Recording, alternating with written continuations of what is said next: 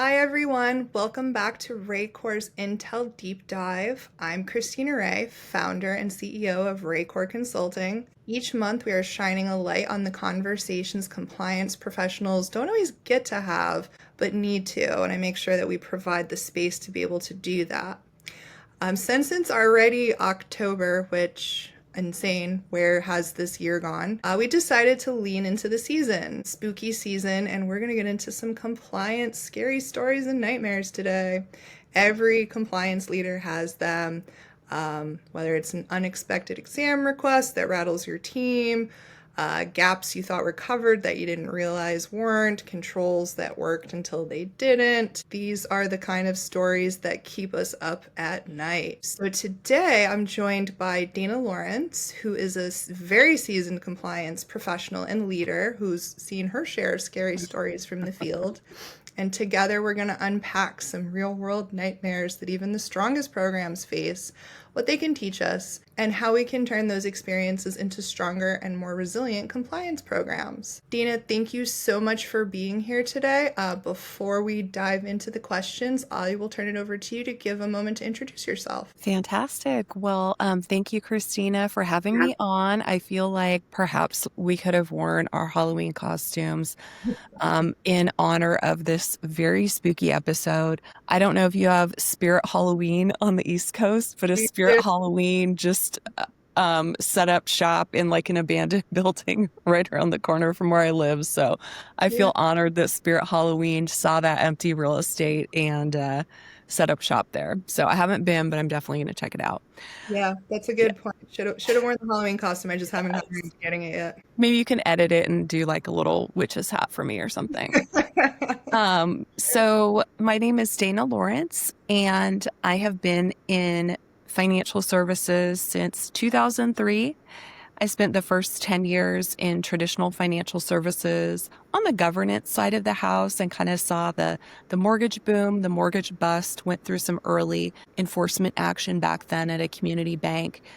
I went on to work at a larger regional community bank. And then in 2014, I had the opportunity to work for Simple, which is considered one of the early neobanks in the United States. And so there I did their internal audit function. At one point, I took over compliance and BSA and also helped to build out their ERM programs.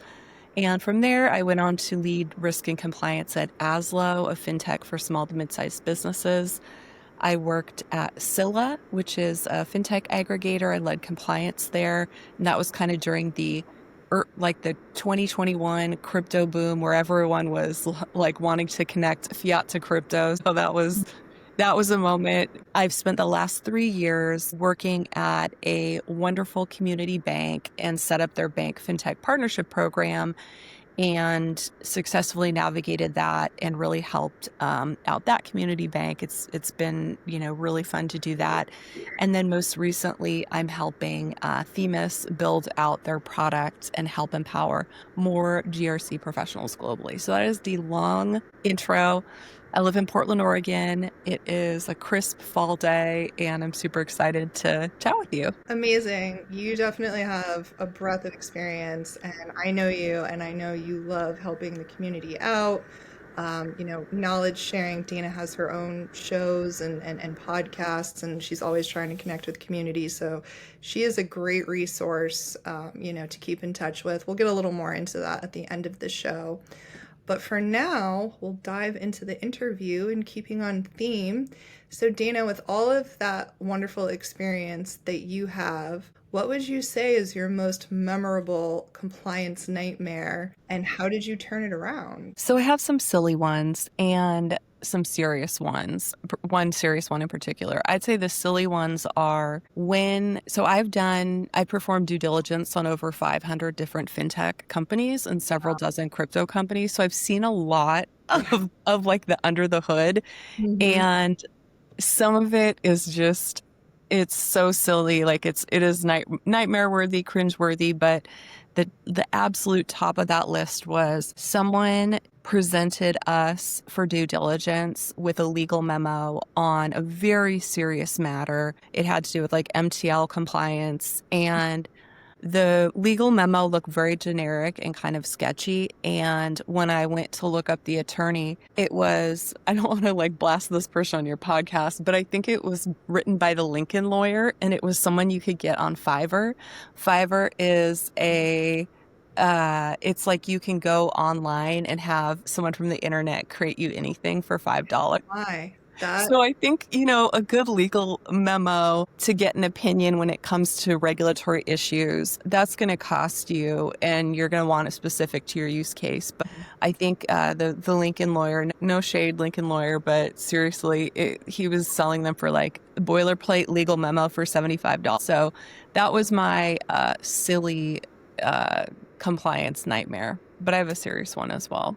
But yeah, yeah, have you ever seen some insufficient documentation in your time, Christina? I've seen lots of insufficient documentation, but that is the first time I've heard about somebody getting a legal memo on Fiverr. I'm almost afraid to publish this because I'm afraid people are going to use that moving forward.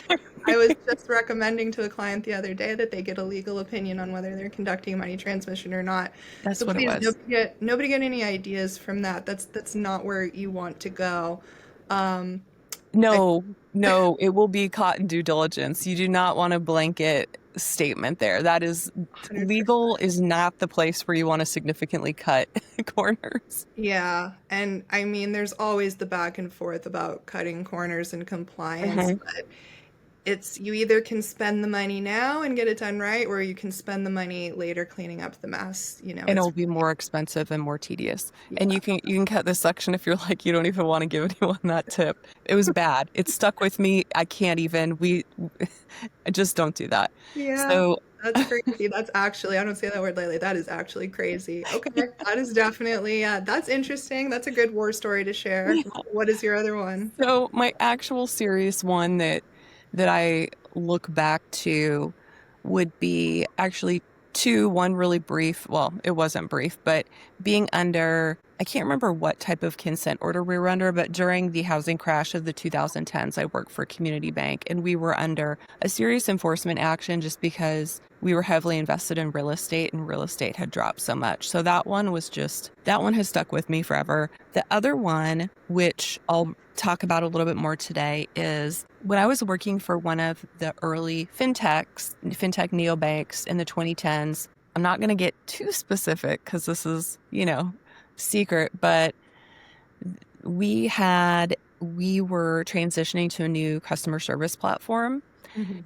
and I don't think we had the best business continuity plan in case that didn't go well, but it did not go well. And what that meant was to look up and perform service on a client account, it took like maybe 5 to 10 times as long. So all of a sudden, the customer service team came to a screeching halt, and we started getting behind on Reg E disputes. Mhm. So as we all know, Reg E is super precise, technical.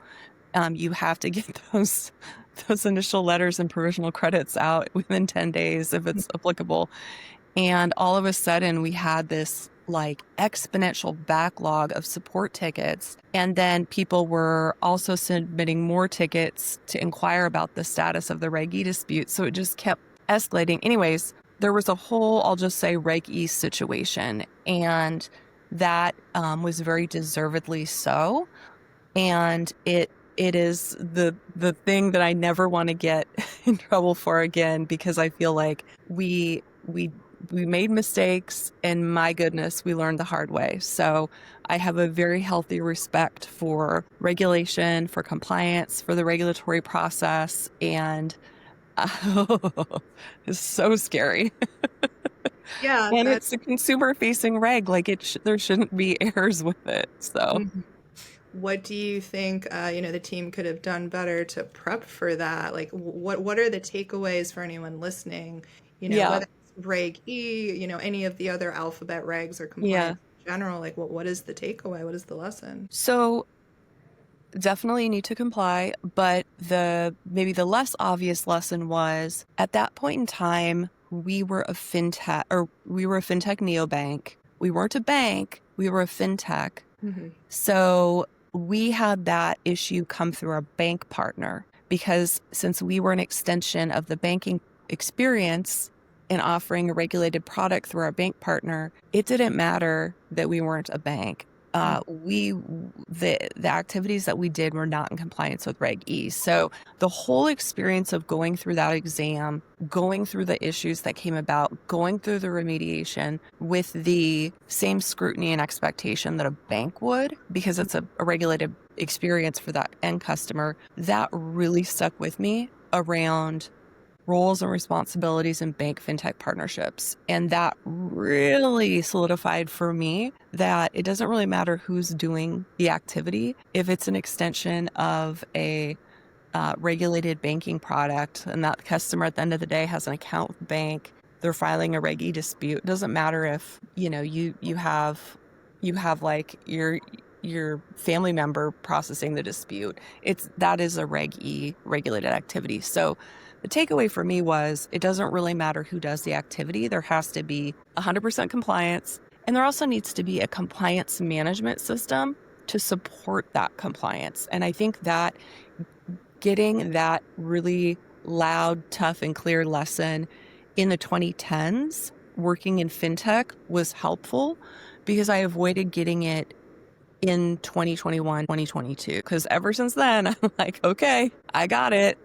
The fintech needs to comply because ultimately the bank is on the hook, and the bank is not going to be happy if the fintech messes up their bank rating. I think you brought up a really excellent point, and this is a conversation I frequently have in this space, especially with fintechs and people who don't really understand their obligations vis-a-vis their partner banks. And what I'm always advising clients to do is really dig into their contracts with their partner banks and be very clear about, who's responsible for what operational processes in all of compliance. Because I hear a lot, oh, well, we have a sponsor bank, or we're riding on payment rails, so we're not getting licensed. So people tend to think that means that when it comes to compliance, someone else is doing the work. And speaking of nightmares, I had a client last year where, yes, they, were developing, a fintech they were offering all kinds of services. They were doing RIA,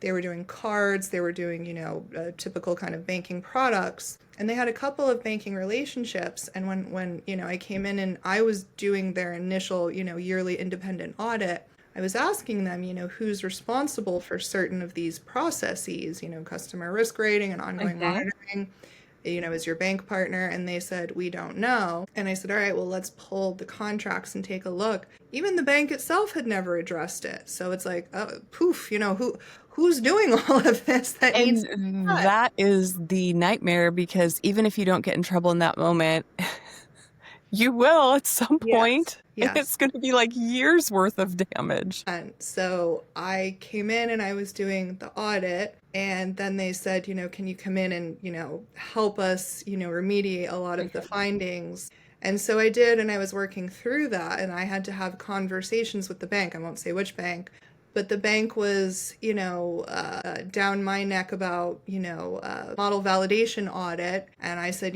that's all well and good, and we'll get into that. But who here is responsible for certain, basic parts of the pillars of BSA? And, I said, why would you have this contract where you clearly delineate that, the fintech doesn't file SARs, they file UARs to you, and then you review, but you're not getting more into the specifics. Like, never make assumptions, whether you're on the bank side, the fintech side. Always have, I remember playing volleyball in high school, and they always used to tell us, over communicate. If you're going for the ball, yell it. Even if you think someone else is going for the ball, yell it. And I feel like I've brought that through to this field. Always be very clear about who is responsible for what. And even if your bank partner is responsible for certain processes, write that down in your documentation and still double check on it, have exceptions logs, things like that. That was a great point that you brought up, and certainly a nightmare that people have experienced, or if they haven't, please be mindful of, because you do not want to be untangling that mess later. No, I want to add on 2 points, and they kind of tie into the other questions we have. Well, the first is completely unrelated, but when you talk about all these compliance nightmares coupled with limited budgets and, getting kind of blasted in the industry gossip and whatnot. It's a lot. Mhm. And I started going to like this new hot yoga gym, I think last year. And it kind of like, I got into the habit around the same time I was going through like my exam cycle. And I just started going like all the time. And I just got my 200th visit.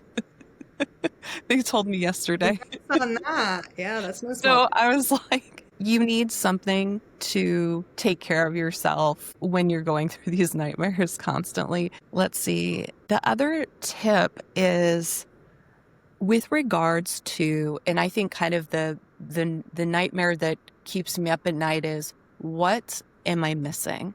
What did I not prioritize correctly? Because we are humans, even with all the technology, there still might be something that we didn't prioritize in the same way that the regulator or the regulator's going to prioritize in 18 months or who knows when. Mhm. And for me, when I came into this most recent role that I've been doing for 3 years, it was really important to set up, I don't even know if I call it an enterprise risk assessment, but it was a risk register.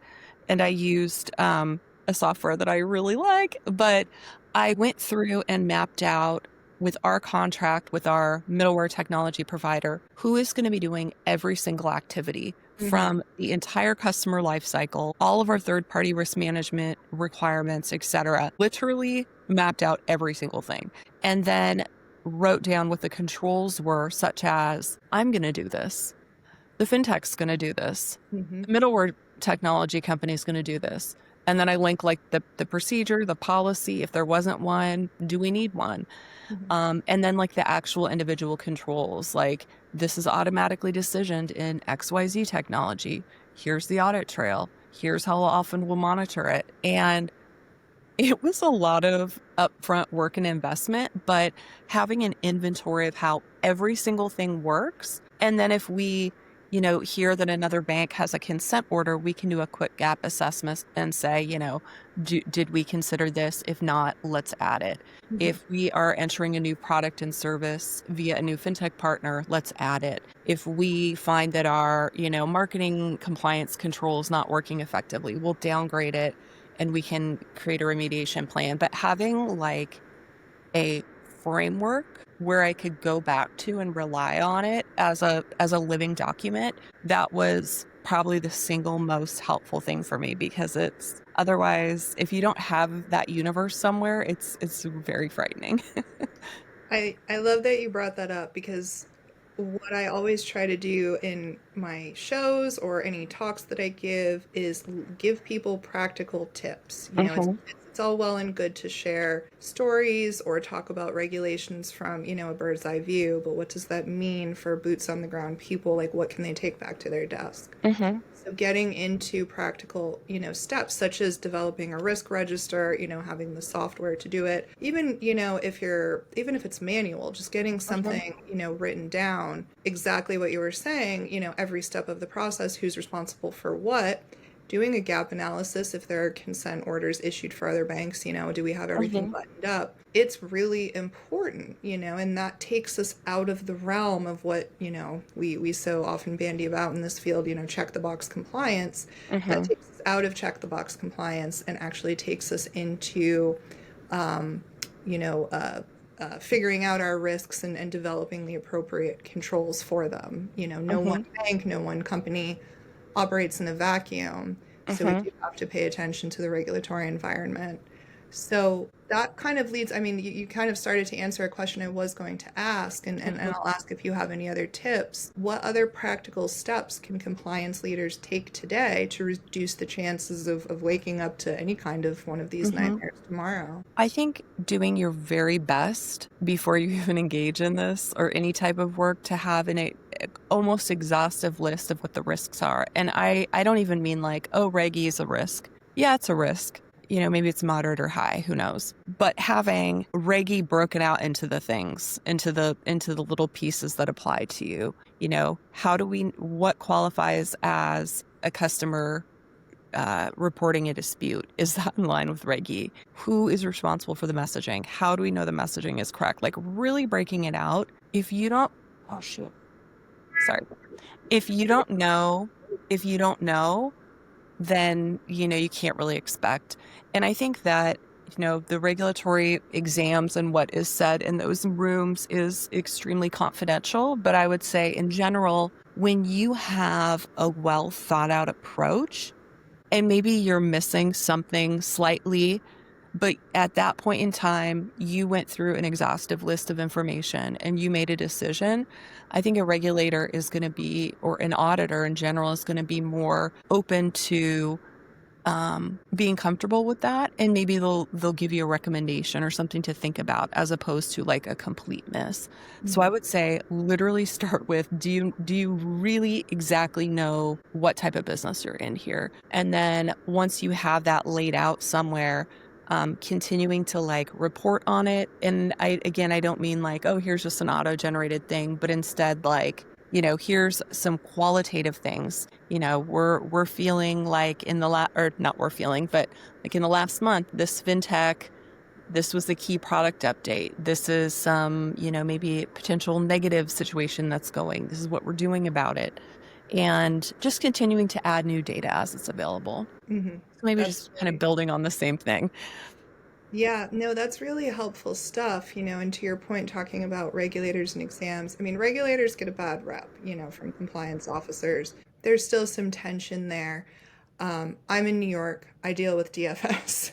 It's certainly not the easiest regulatory agency to work with. That said, to your point, if you are considering a lot of these, risks, or, you're considering the regulations and the spirit behind them, and you're having conversations with your regulator and treating it, as a collaboration instead of, oh God, I'm scared and they're going to ding me. To your point, I have seen that happen, with regulators. We're doing this and this is our thought process. And as long as you're not glaringly missing something, in your compliance program, whether that's a pillar of BSA or something you need to be doing under one of the alphabet regs, as long as you've got some third-party risk management thrown in there for good measure, I think you'll have a really great conversation.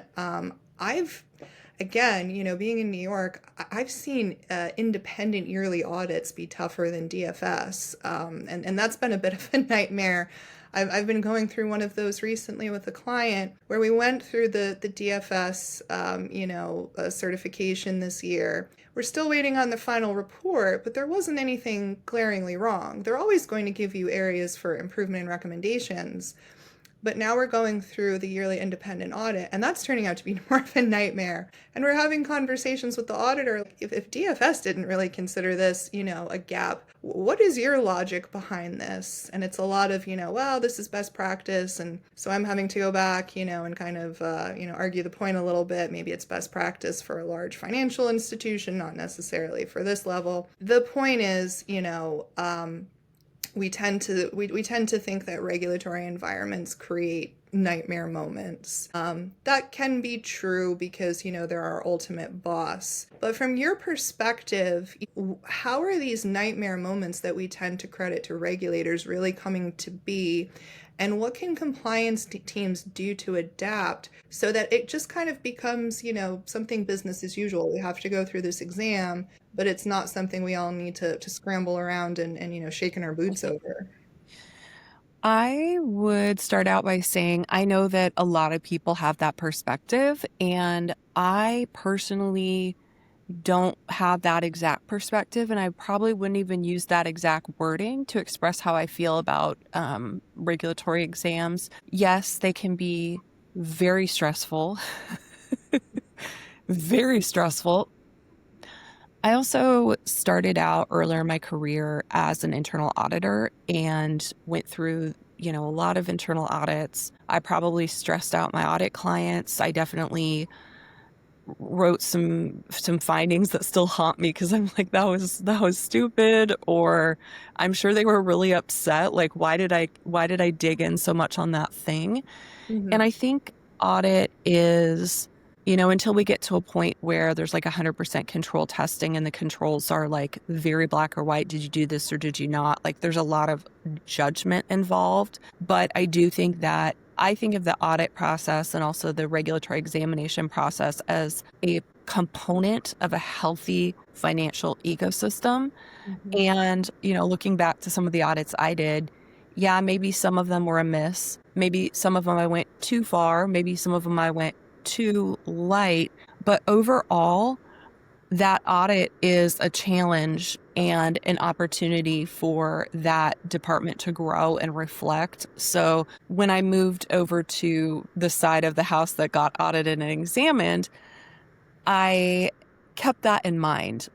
I generally tend to think that regulators and auditors are attempting to be helpful. Mhm. And even the ones that are not, even if you get, something, the pendulum is swinging way over to one direction and like, this is the hot topic this year. And like, no one knew that was going to be the hot topic this year. You might feel a little bit unprepared, but I think in general, I try and look at the regulators with empathy. I mean, listen, like when a bank fails unexpectedly, they have an incredibly difficult job. Like they're in the hot seat as well. So anyways, all Mhm. this to say, I come into these exams with a place of empathy. I also come into the exams with a place of however much patience I might normally have on a day-to-day basis. I try and increase that by like 5 times because Mhm. you're going to be talking to people who you are living and breathing this, and these people have never even heard of your bank potentially. They've never even heard of bank fintech partnerships. So it's going to be re-explaining everything to a fresh set of eyes. Mhm. Um, when it comes to how do you prepare teams for this, I think there's the importance of like complying. And then there's the importance of being able to clearly show that you are complying to someone with no context 18 months after the fact. So anytime you're making an important decision or anytime you are, performing a control or building a control, think of how you can later reflect that. So it's the documentation, it is the memos, it is the board reporting, your committee and governance reporting. It's making sure that your program has a documented story that's really simple for someone to come and pick up, again, 18 months with no context, 18 months later. That's what I'm always thinking about is in addition to complying, you need to be able to very clearly tell that story. So I think that's a key takeaway. And sometimes people are like, oh, like, why do I have to do all this extra redundant work? But that is literally how the game works. And so if you do not, you are just going to hurt yourself. Yeah, I think that's a really great point. And to that point, something that I always tell people, here's one of my practical takeaways is keep a compliance journal because you're exactly right. Whether it's the regulator, independent auditor, even your internal auditors, you're going to have to tell the story. And it's going to be difficult to remember every decision you've made along the way, the logic behind everything, certainly every exception. I mean, that's where I've seen a lot of people get tripped up is, they have a great program. Maybe they made an off the cuff decision. There was a bug somewhere. They had to, figure out a workaround. So there was an exception, but they didn't document the exception or the logic behind it. So then, you get tripped up in exams. Have a compliance journal. I mean, really, even Mhm. it could be a paper journal, it could be, a fancy, platform, software provider, it can be a Word document. Start keeping track of decisions, why you made the decision to do certain things. It's going to really make it so much easier come time for exams or, even if your CEO is asking questions or the board is asking Mhm. questions, you want to be able to tell the story of really what has happened in compliance and why you've made the decisions that you've made. I want to add one more thing. Well, two more things. My dog is snoozing so loud. I don't know if you can hear it, but I love it. It's like the best, the most peaceful little white noise, little wheezy. So the other compliance nightmare that I feel like I dodged successfully was I entered a meeting, and I'm not going to say who it was or when it was, but let's just say I entered a meeting with two regulators or examiners who, as soon as I came into the room, they were very upset, very, very upset. Like, and I was like genuinely confused because I'm like, this topic that we're talking about is Mhm. the strongest point in our compliance management system. So Mhm. I am truly puzzled at where they're coming at.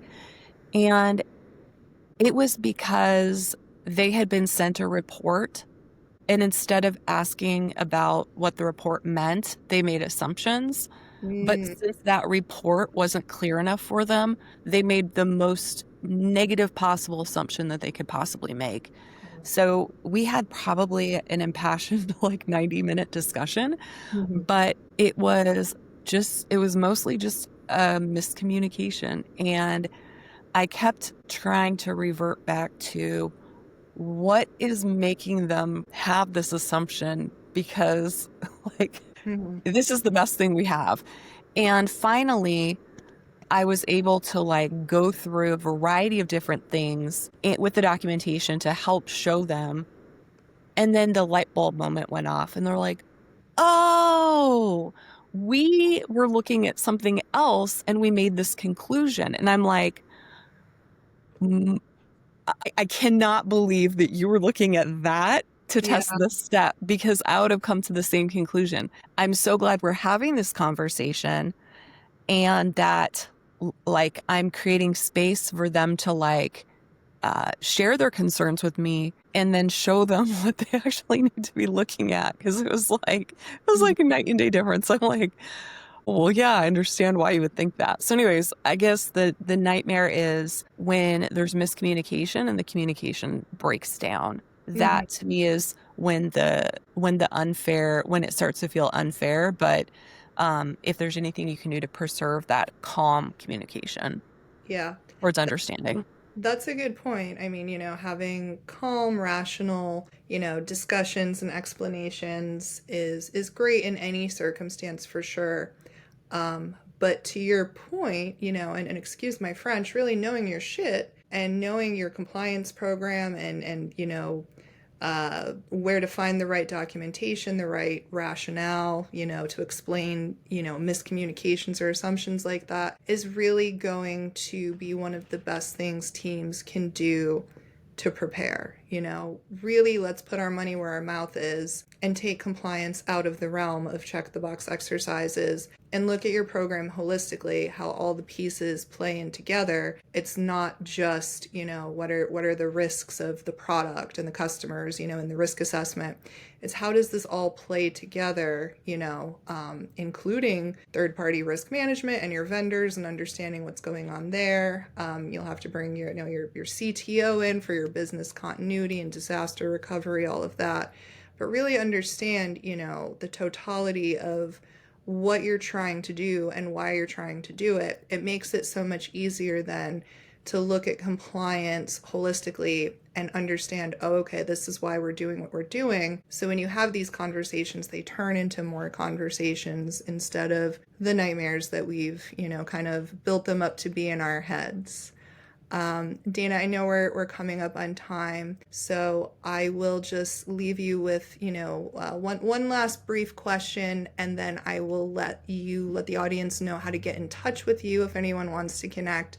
Dana's a great person to know in the space, excellent resource, puts out tons of great content on LinkedIn. So as we close the session, if you had to leave the audience with one final gem of a lesson from your career trenches, what would it be? I would say that, no one wants to get a regulatory action or enforcement. However, if you've been in financial services for more than a couple of years, it's likely that you will experience some taste or flavor of it.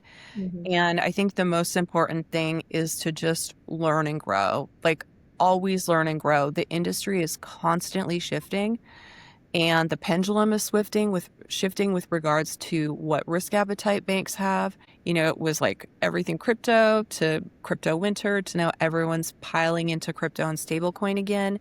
Mm-hmm. And maybe a thread to keep in mind is really focus on like managing the risks of any opportunity that your organization is engaging in, whether or not the regulators or the administration are putting pressure on it, and knowing what you're doing in your business before you engage in it. So wishing everyone well out there. Have a very spooky Halloween, but not a spooky compliance experience. And thank you, Christina, for having me on. Of course. If anyone wants to get in touch with you, what's the best way to do that? I'd say LinkedIn is fantastic. So thank you.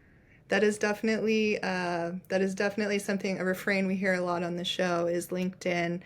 Certainly, please go to LinkedIn, look up Dana. Like I said, she shares tons of great content. Check out RayCor, our page on LinkedIn. We post blogs, we post deep dives into all sorts of cool topics. Dana, thank you so much for joining me, sharing these stories from the trenches. I love having guests that talk about, growth and learning being really key components of being successful compliance professionals in this field. Compliance leaders rarely feel comfortable talking openly about their hardest moments, but it's really in those challenges that we learn the most. Thank you, everyone, Yes. for tuning into RayCor Intel Deep Dive. If you're not already subscribed to RayCor Intel Dispatch, our monthly newsletter, you can find the link in the comments. You can also find me on LinkedIn as well. Until then, keep your flashlight handy and remember that every nightmare can be an opportunity to build a stronger compliance program. Love Thanks that. everyone for tuning in. Happy Halloween. Bye.